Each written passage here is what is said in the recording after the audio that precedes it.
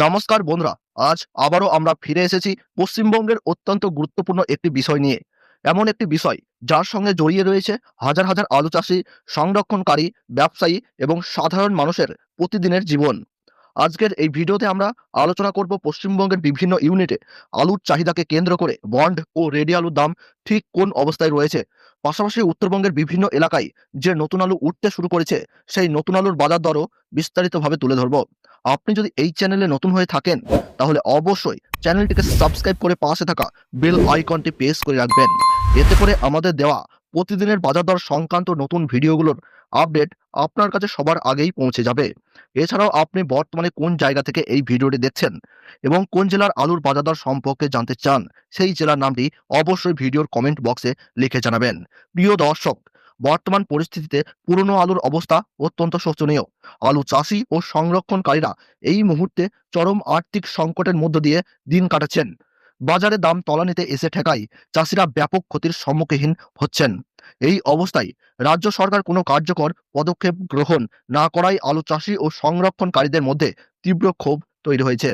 চাষিদের দাবি, আগামী দিনে যদি এই পরিস্থিতি অব্যাহত থাকে তাহলে আলু শিল্প সম্পূর্ণরূপে ধ্বংস হয়ে যাওয়ার আশঙ্কা রয়েছে। তাদের মতে এর জন্য কিছুটা দায় রাজ্য সরকারেরও রয়েছে। কারণ আলুর দাম বেড়ে গেলে রাজ্য সরকার দ্রুত দাম নিয়ন্ত্রণের জন্য বিভিন্ন ব্যবস্থা গ্রহণ করে।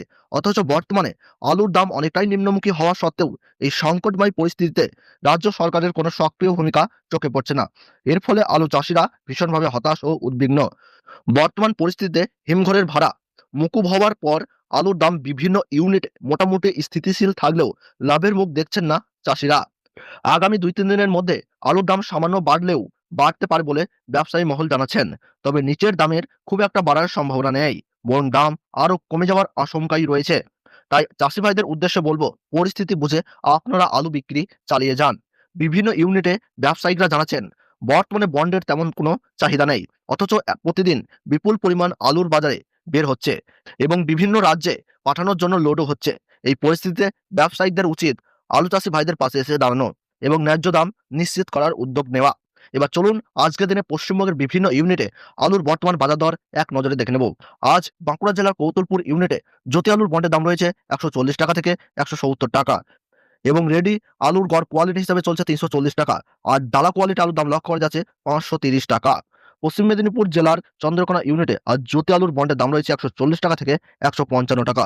রেডি আলুর দাম গড় কোয়ালিটি হিসেবে রয়েছে ৩৭৫ টাকা থেকে ৩৮০ টাকা এবং পয়েন্ট লোড লক্ষ্য করা যাচ্ছে ৩৯০ টাকা। হুগলি জেলার তারকেশ্বর ইউনিটে আজ জ্যোতি আলুর ফিবনের দাম চলছে ২০০ টাকা। একই জেলার আরামবাগ ইউনিটে জ্যোতি আলুর ফিবনের দাম রয়েছে ১৪০ টাকা থেকে ১৫০ টাকা। রেডি আলুর দাম এখানে লক্ষ্য করা যাচ্ছে ৩৭০ টাকা থেকে ৩৮০ টাকা। পশ্চিম মেদিনীপুর জেলার শালবনী ইউনিটে জ্যোতি আলুর ফিবনের দাম হাইয়েস্ট কোয়ালিটিতে লক্ষ্য করা যাচ্ছে ১৫০ টাকা এবং লো কোয়ালিটিতে ১৪০ টাকা। রেডি আলুর দাম গড় কোয়ালিটি হিসেবে চলছে ৩৭৫ থেকে ৩৮০ টাকা।